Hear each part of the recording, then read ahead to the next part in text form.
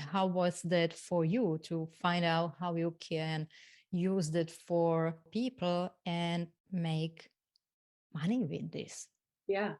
So I did my training, and then I started to practice and see clients, and I was getting like extraordinary results. But they were paying me maybe 10, 15 pounds. And yet they were getting these like incredible results. And this went on for a long time. I mean, it was just not money I could live on. It was money where I could maybe have lunch, or it's tiny. What we call in the UK pin money. It's just a little bit of something.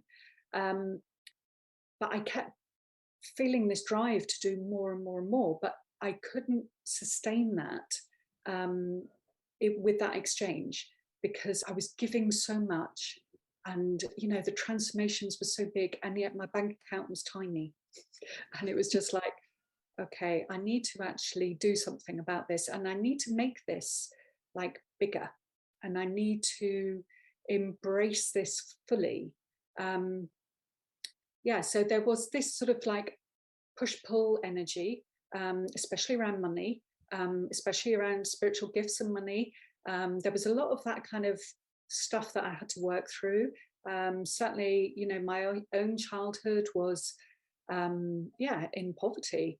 And so I had a lot of money mindset to do, a lot of it.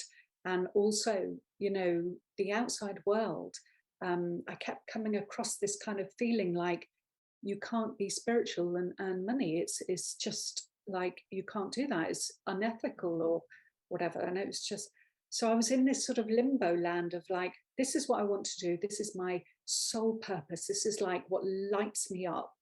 But I can't live on this kind of money. How can I bring this into balance so it feels really good to me?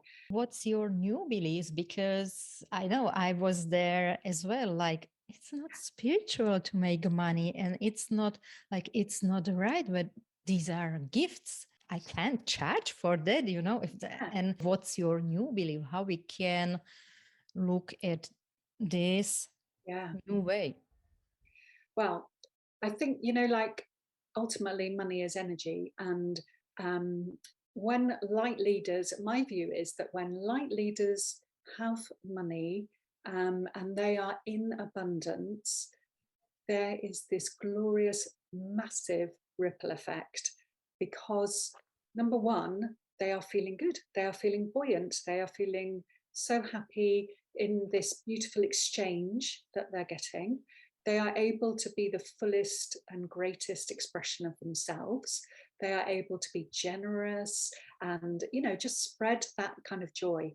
They are an inspiration for other people, but also when money is in the right hands, like massive, massive global shifts will happen. And I really feel deeply that when beautiful soul aligned people, beautiful people that are, driven by love, rise up into this energy and actually like grab hold of everything and say, right, like, now's the time to create change. And collectively we can do that if we have money. We can't do it if we don't have the money, because it's always that bigger energy that ultimately is dominant in terms of the human, the earthly plane. So in order for us to create the shifts that we want, and for the dominant energy to be love rather than fear,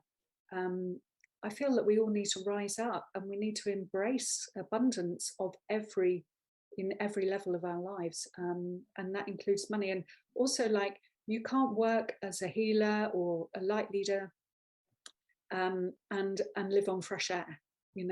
You give so much, and it's fair to have an exchange.